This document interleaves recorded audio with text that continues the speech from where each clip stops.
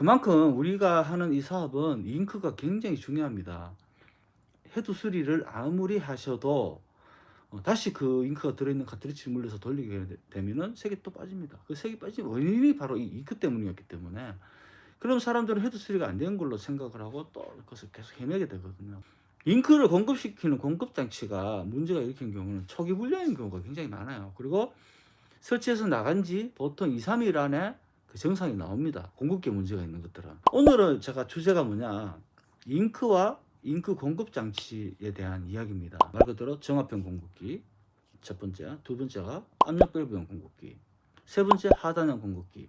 이 세상의 모든 무한 공급 장치는 압력을 필요로 하는 이 세상 모든 공급 장치는 이 기본 베이스는 갖고 있어야 되고, 그 외에 이제 각 자기의 이제 특허와 기술을 가지고 이제 특징이 들어가는 거예요. 공급기 기본 원리를 벗어난 공급 장치들이에요. 그런 공급 장치 쓰게 되면 거의 대부분이 어떤 증상이 나느냐, 혼색이 납니다. 혼색. 이 공급기를 이해하시려고 그러면은 크게 또 공급기를 나눠지는 게 있어요. 자, 제가 조금 전에 압력을 필요로 하는 공급 장치를 대표적으로 말한 게 정압형, 압력 밸브형, 하단형, 이 세 개를 말씀드렸잖아요. 자, 프린트기는 여기서 그럼 또 두 종류로 갈라집니다. 압력을 필요로 하는 프린트기가 있고, 압력을 필요로 하지 않는 프린트기가 있어요.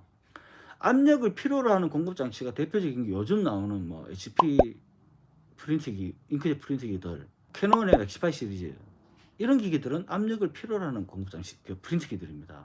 여기에 그냥 잉크 병에다 호스만 연결해 갖고 그냥 돌아가는 프린트기들이 있어요. 대표적인 게 옛날에 HP 같은 경우는 02 계열, 뭐 88, 940, 뭐 이런 계열들이죠. 이런 것들은 그냥 호스 연결해서 잉크 병만 원래 정품 카트리지가 있는 위치하고 보다 조금 더 높은 위치에만 갖다 놓으면 그냥 돌아가요.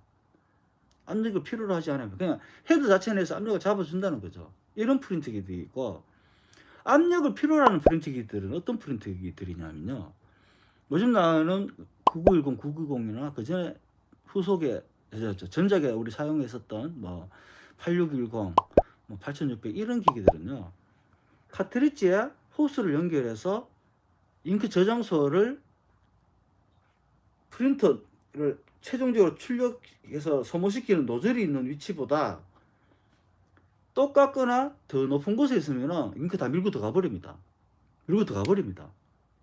이런 종류의 프린트기들은 압력을 필요로 하는 프린트기들이에요.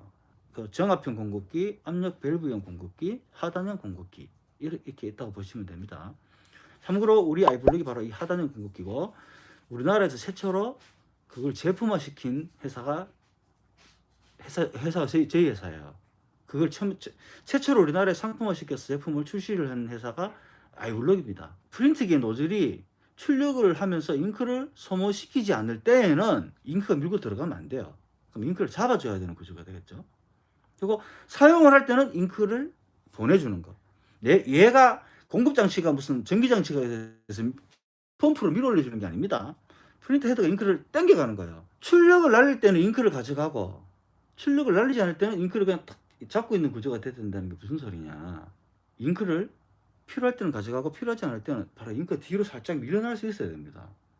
밀려나야 돼요. 그리고 날씨가 굉장히 뭐 오늘 밤에 되게 추웠다가 아침에 난로를 켜게 되면 따뜻해지잖아요. 그러면은 카트리지에 있는 잉크가 이 카트리지 내부가 팽창을 하면은 이 잉크가 노즐로 가버리면 혼색이 나버리겠죠.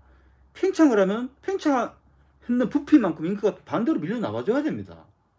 밀려 나올 때 밀려 나오고, 필요할 때는 또 들어가주고, 또 쓰고 남는 잉크는 노즐로 나가는 게 아니라 쓰지 않을 때는 노즐로 나가면 안 되죠. 혼색이 나니까 뒤로 다시 밀려 놔줘야 돼요. 여기 이제 댐퍼거든요. 여기서 잉크를 가져가면은 이 앞에 있는 이 공간에 있는 잉크를 먼저 가져가고, 그럼 이 공간에 있는 부피가 줄어들 거 아닙니까? 잉크를 가져간 만큼 줄 거 아니에요. 줄면은 이 팩이 부피가 줄면서 이 팩이 이 중간에 있는 밸브를 누르는 겁니다. 누르면은 반대쪽에 있는 잉크가 이 중앙으로 타고 넘어오는 거예요. 자, 그러면은 얘가 잉크를 먼저 가져가면은 이 팩이 먼저 부피가 줄고, 그리고 밸브를 누를 만큼 얘가 부피가 줄게 되면 밸브가 열리고, 가만 잉크가 넘어오면서 이게 다시 부풀어 오르는 겁니다.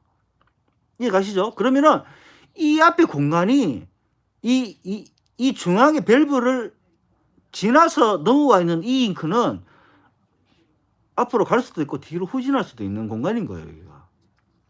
근데 체크 밸브는 뭐냐? 이 체크 밸브는 잉크가 일로 들어가서 이렇게 나오잖아요. 일로 지나가 버리면 뒤로 그냥 못 갑니다. 일로 지나오면 그냥 뒤로 못 가요. 출력이 되지 않을 때는 남는 잉크는 다시 역류해서 뒤로 역류를 해줘야 돼요. 근데 이게 체크를 걸어놔 버리면은 일단 잉크를 땡겨갔어. 쓰지 않을 때는 잉크를 일로 오는 게 아니라 쓰고 남은 잉크는 노즐로 그냥 나가버리면 혼색이 나버리는 겁니다. 공급 장치에 역류 방지 밸브가 잉크 공급되는 카트리지 직전에 이게 달렸다라는 그 뜻은 기본이 없다라고 보시면 돼요. 여기가 프린터 노즐이고 여기가 잉크 저장소 통이 있다고 생각을 할게요. 자, 빨대에다가 물을 가득 채워갖고 여기를 막으면 어떻게 됩니까? 뒤로 못 나가죠. 요 끝이 노즐이면 뒤로 못 가지만 네. 여기에 그 다음에 이런 부피를 가진 공간을 거쳐가지고 노즐로 간다면 이 부피는 수축과 팽창을 한단 말이에요. 이게 바로 네. 카트리지. 카트리지. 그지? 그러면 카트리지에 있는 잉크를 노즐로 먼저 가져가고 난 다음에 카트리지의 잉크가 최대한 수축을 하게 되면 그다음부터 잉크 공급을 시작을 하게 되는데 네. 하고 나서 노즐이 출력을 안 하게 되면 이 팩은 부풀어 오를 수도 있고 수축될 수도 있고 변화가 있기 때문에 여기에 연결된 호스 잉크는 전진도 하지만 후진도 할 수 있어야 된다는 거예요. 이게 기본 베이스야. 이걸 기본 베이스로 해서 나머지에 뭐 공급 장치가 개발이 되어야 된다는 거지. 오늘은 여기까지입니다. 여러분 함께하는 시간 너무 즐거웠습니다. 감사합니다.